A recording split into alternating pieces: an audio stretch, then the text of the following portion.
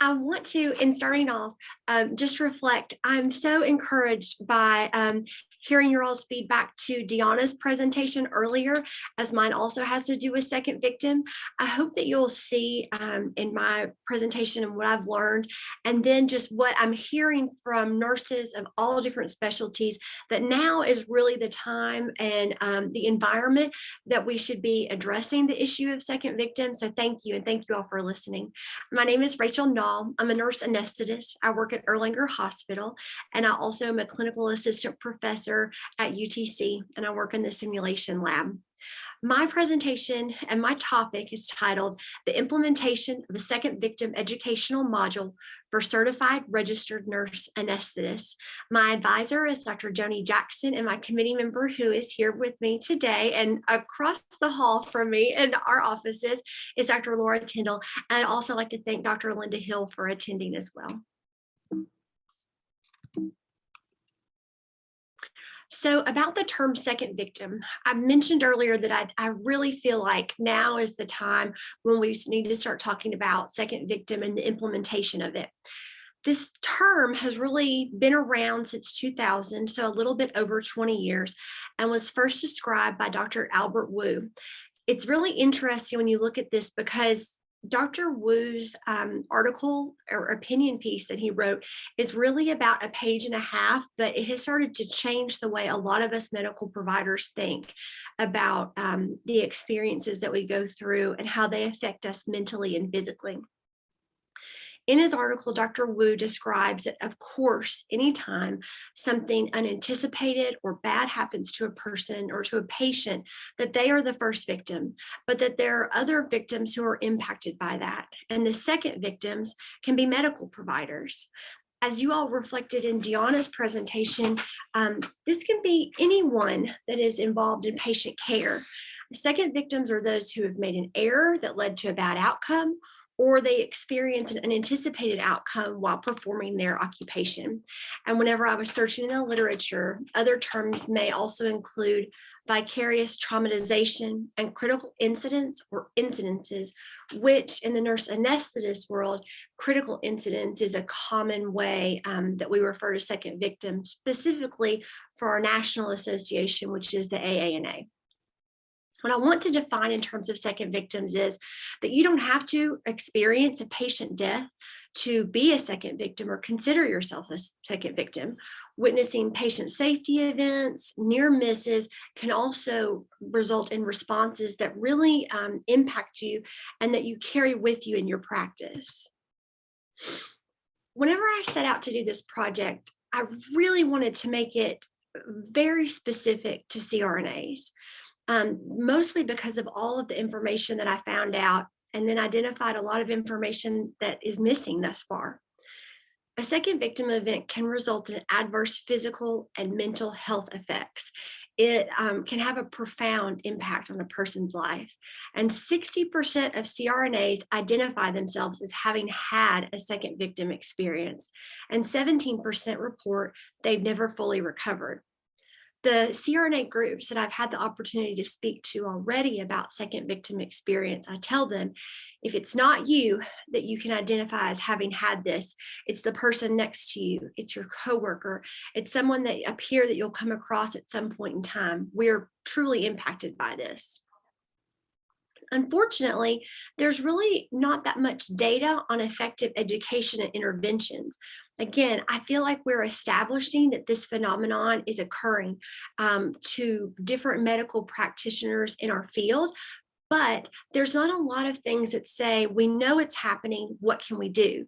And so to me, that's the gap in practice and the purpose of my project. I want to give CRNAs specifically very tangible interventions that can help them to recover from this, and also to help those that they know that may have had this experience. This brings me to my PICO question, which is, among certified registered nurse anesthetists, does an educational presentation on second victim enhance the identification of the second victim phenomenon, knowledge of available resources, and response best practices when measured by pre and post presentation surveys over a 6-month period? So in my review of evidence-based literature, because again, my focus has been specific to certified registered nurse anesthetists, there isn't a tremendous wealth of information about this group specifically. I did include, there's more information actually on anesthesiologists or physician anesthesiologists, and then of course nurses, especially those that work in intensive care and in emergency settings. So ultimately, I was able to cull the articles down to 15 that were included. I do want to say, even in the time since I had conducted my initial review of the evidence-based literature, there have been several poster presentations by other CRNAs that are conducting research regarding second victim in their facilities. And I find this extremely encouraging. And I hope that each of us that are making our impact at our facilities can come together soon and really bring this more information more nationally. So a couple of the evidence that I want to kind of highlight is there is a presentation or an article that was published by Daniels and McCorkle. It's a design of an evidence-based second victim curriculum for nurse anesthetists. So this publication identified several domains that would be important for CRNAs specifically to learn about. They validated that curriculum, but did not further enact it. I did reach out to both of these individuals. This is this article from Yale University. Unfortunately, Ruth McCorkle is deceased, and I imagine that is, of course, one of the barriers to further implementation. So I'm very proud to continue on their work in this article. More recently, in 2021, WANS published a kind of like a review of second victim, a traumatic experience in the AANA journal. Some of the other articles that I have in here are pieces that really serve as a foundation for my pre and post surveys. Specifically, there is a second victim experience and support tool, or SVEST. It's a 25-item survey that can be used for pre and post analysis and to measure the effectiveness of second victim implementation programs. And so those are some of the articles are showing how the SVEST is used, and then also some of those beginning studies in terms of reaching out to CRNAs specifically. So in the articles that I have reviewed, I identified several gaps. One is the CRNA second victim educational needs, which Davis and McCorkle had started to identify, but have not implemented. Then best practices to help CRNA second victims. What I found in the literature is some of the things that people would think would help, CRNAs have said didn't help them.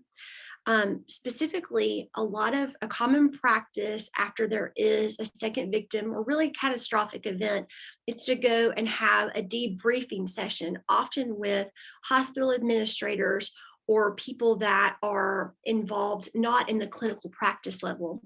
And in my research specific to CRNAs, that was found to be something that was very harmful because the CRNAs felt like they really didn't, the other people did not have an understanding of the job that they were doing, and it caused them to actually experience further levels of shame. And I was able to identify that CRNAs, peer support is extremely important to them. Being able to debrief with another person that's in their clinical practice is really more of a best practice to them. Also, another gap is short and long-term effects of a second victim experience on CRNAs. We can all imagine and probably, of course, know some people, if it's not you, that have been impacted by events such as this, but we don't really have a lot of data on what that means, one, for if people intend to leave the profession, and two, and how that manifests itself in people, how we can recognize it and find it. Anecdotally, I've had several coworkers that I've worked with that have had experiences such as these, and even as I have launched my work, had conversations with them. And CRNAs, we get into this business because we start to see finally good outcomes. You feel like you're helping people. We do elective surgeries and surgeries where we're trying to improve people's lives, and it really hits a CRNA very hard when they have an unanticipated or unexpected outcome, because even if they're fresh out of school, they've been working in an environment for 2 to 3 years where they are seeing their work as something positive, and to have something negative or unexpected happening can have an extreme impact on them. This is my logic model. So some of the things I'd like to highlight about this particularly is developing the second victim curriculum, again, using the basis for Daniels and McCorkle's really wonderful work, conducting a pre and post learning survey with the basis of information that I have from the SVEST, and then implementing that at my current clinical practice. My goal is to have 50% participation by the CRNAs in my group. And really, I would feel like I had really accomplished something if CRNAs could, one, be able to identify the second victim phenomenon, and two, be able to clearly name some of the ways that they could reach out for support. So my project plan and implementation, the environment is Erlanger Medical Center. This is a level 1 trauma center in Chattanooga, Tennessee. It's a very busy area. We have one of the top 10 busiest emergency rooms in the entire country. We offer 813 beds in Chattanooga, Tennessee. And we also have a pediatric hospital that my group provides anesthesia to as well. There are more than 40 surgical suites, pediatric, orthopedic, and ophthalmic. Basically, we do pretty much everything except for some of the major transplants.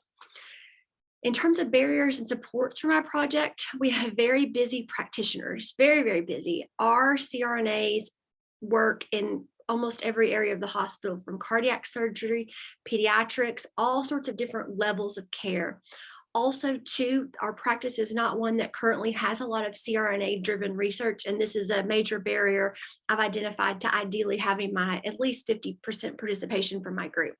My supports are a very supportive committee, especially Dr. Tyndall, who has implemented a doctoral project at Erlanger. I'm very grateful for her guidance and feedback. And then I do think that this is a meaningful message. I think that a lot of us may have known someone that have had something like second victim happen to them, and we just literally don't know what the right thing to do or say is.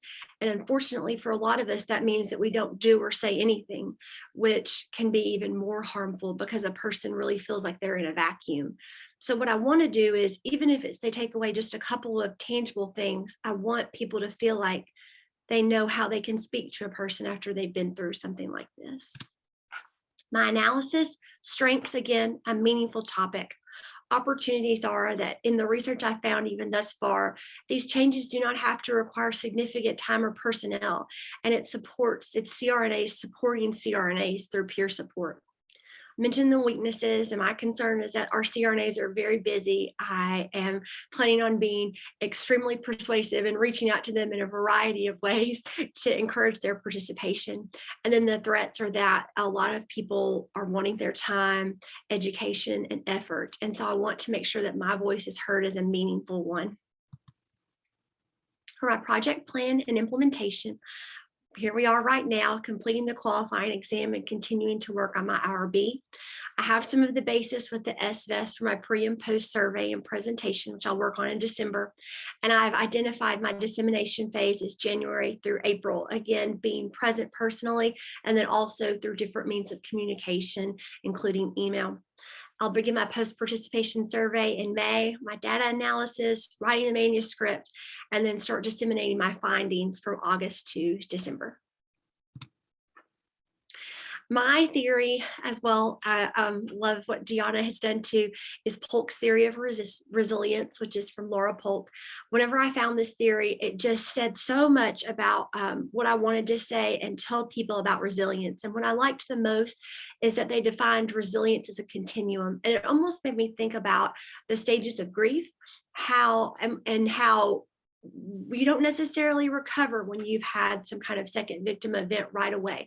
It takes you time. And I think that that message is important for healthcare providers to know that they can't just be expected to just turn around and do the next case, that it's okay if it's going to take them some time to recover. So I love resilience as a continuum.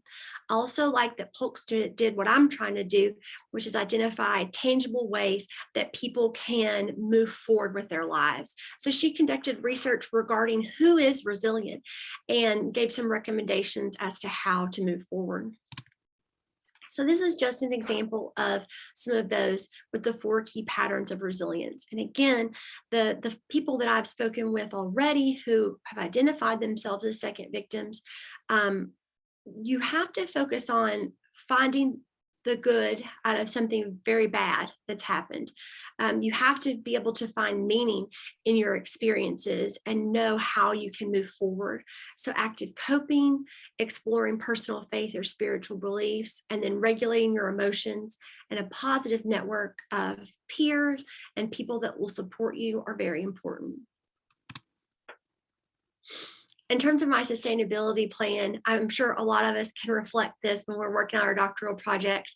There are a million things that I want to do to try to change CRNAs and just medical practitioners in general about second victim. I want people to be able to use, again, these very bad experiences as something that they can learn from, and then something that we as a nursing and medical community can learn from as well. So I had to start with this project, and then I just view it as a lifelong effort.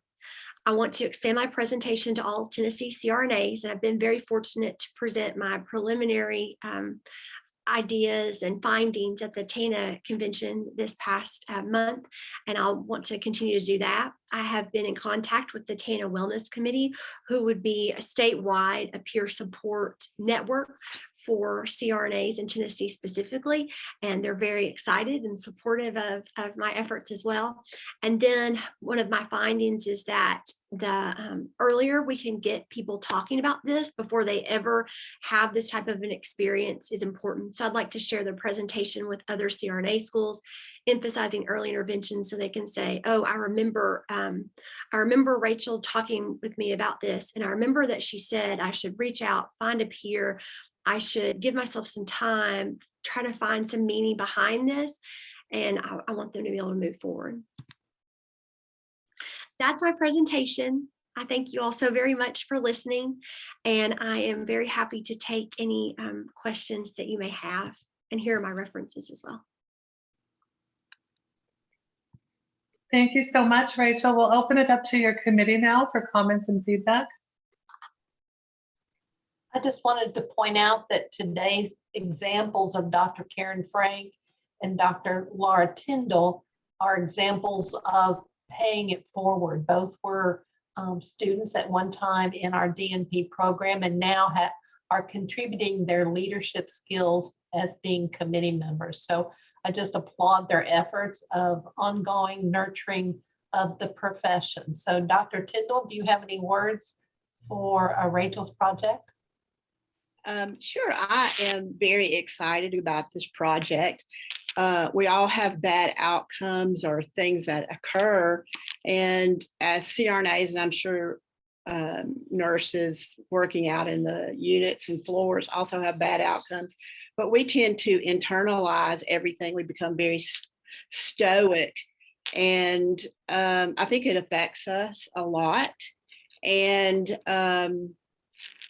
I feel like the only thing that we really get to do is just go do our next case. So we never really have time. I've read articles about this, but I've really not seen a lot of interventions. Okay, what should we do? And I think that's what a lot of us are really interested in. You know, we can't go around blaming each other, blaming ourselves. So I think this project is just fabulous. Thank you. Rachel, I think your passion for the topic is very evident, and I think that will carry forward and serve you well as you continue your project and even after graduation. So thank you. Thank you very much. Yes, I am obvious. I say I'm a very happy person with a very sad topic, but I do want to hopefully be a person that people feel like they could talk about something like this with. So I appreciate you reflecting that to me. Thank you. Rachel, it's Deanna. I think that you did a terrific job and I enjoyed the presentation. I think that, I mean, we know that the CRNAs exist. They are like, what keeps us together when we're in surgery and things. But for lack of a better way of putting it, I think sometimes we forget about them too. They're like that silent person in the room controlling everything. So I think when I think about second victims and everything, I naturally went to, physicians and nurses, but this specific group of CRNAs, I did not think about. So I think that this is great, and I look forward to your project development. Thank you so much. Yeah, I appreciate you doing that. And like I said, even in my research, I've been so surprised that there are some things that we just have to think about differently from CRNAs. It is, and to think about our mindset of, one of our anesthesiologists tells everybody that you are in more danger driving your car to the hospital than you are being in surgery. And when you think about a statement like that, to know that an adverse outcome could happen in surgery, especially if it is anesthesia related, how far out of our mindset it becomes that much more jarring when something does happen, because it's not something that we fully expect in our practice.